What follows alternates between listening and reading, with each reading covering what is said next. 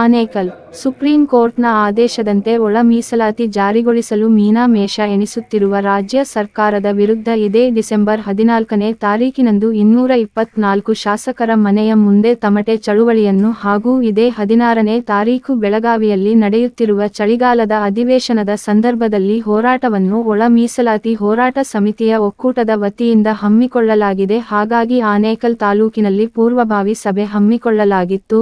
ರಾಜ್ಯಾದ್ಯಂತ ಲಕ್ಷಾಂತರ ಜನ ಭಾಗವಹಿಸಲಿದ್ದು ಆನೇಕಲ್ನಲ್ಲೂ ಹೆಚ್ಚಿನ ಸಂಖ್ಯೆಯಲ್ಲಿ ಭಾಗವಹಿಸಲಿದ್ದಾರೆ ಎಂದು ಮಾದಿಗ ದಂಡೋರದ ರಾಜ್ಯಾಧ್ಯಕ್ಷರಾದ ಎಂ ಶಂಕರಪ್ಪ ತಿಳಿಸಿದರು. ಇದೇ ಸಂದರ್ಭದಲ್ಲಿ ಪರಿಶಿಷ್ಟ ಜಾತಿ ಮತ್ತು ಪರಿಶಿಷ್ಟ ಪಂಗಡಗಳ ದೌರ್ಜನ್ಯ ನಿಯಂತ್ರಣ ಸಮಿತಿಯ ಮಾಜಿ ಅಧ್ಯಕ್ಷರಾದ ಸತೇಂದ್ರ ಕುಮಾರ್, ಅತ್ತಿಬೆಲೆ ಪುರಸಭೆಯ ಸದಸ್ಯರುಗಳಾದ ಪಿ ನಾರಾಯಣಸ್ವಾಮಿ, ಮುನಿರಾಜು, ಆನೇಕಲ್ನ ಮಾಜಿ ಪುರಸಭಾ ಸದಸ್ಯರಾದಂತಹ ಎ ವಿಜಯಕುಮಾರ್, ರಾಜರತ್ನಂ, ಜಾತ್ಯತೀತ ಪದವೀಧರ ಕ್ಷೇತ್ರದ ಆಕಾಂಕ್ಷಿ ಟಿ ನಾರಾಯಣಸ್ವಾಮಿ, ಆ ವಿದ್ಯಾನಿಕೇತನ ಶಾಲೆಯ ಕಾರ್ಯದರ್ಶಿಯಾದಂತಹ ಚಂದ್ರಹಾಸ್, ಸರ್ಜಾಪುರದ ಸಿ ನಾರಾಯಣಸ್ವಾಮಿ, ವಕೀಲರಾದ ಎಸ್ ಎಂ ಮೂರ್ತಿಕುಮಾರ್, ಪಶು ಸಂಗೋಪನಾ ಇಲಾಖೆಯ ಮುನಿಯಪ್ಪ, ಉದ್ಭವ ಡೆವೆಲಪರ್ಸ್ನ ಮಾಲೀಕರಾದ ಶಂಕರ್, ರಾಮಾಂಜಿ ವೈ, ಕಿಶೋರ್, ಗ್ರಾಮ ಪಂಚಾಯತಿ ಸದಸ್ಯರುಗಳಾದಂತಹ ನಾಗರಾಜ್, ಸರ್ಜಾಪುರದ ವಿಜಯಶೇಖರ್, ರಾಜಪ್ಪ, ಸರ್ಜಾಪುರದ ಜಯಣ್ಣ, ಮಂಜುನಾಥ್, ಗೋವಿಂದರಾಜ್, ನಾಗರಾಜ್, ಚೊಕ್ಕಸಂದ್ರದ ವೇಣುಗೋಪಾಲ್, ಚಿಂತಲಮಡಿವಾಳದ ಕೃಷ್ಣಪ್ಪ, ರಾಜಪ್ಪ, ಸಿಕೆ ಚಂದ್ರು, ಸರ್ಜಾಪುರದ ಯುವ ಮುಖಂಡರಾದ ಹರೀಶ್, ಶ್ರೀನಿವಾಸ್, ನವೀನ್, ಅತ್ತಿಬೆಲೆಯ ರಾಮಚಂದ್ರು, ಶಶಿ ಸೇರಿದಂತೆ ಹಲವರು ಭಾಗವಹಿಸಿದ್ದರು.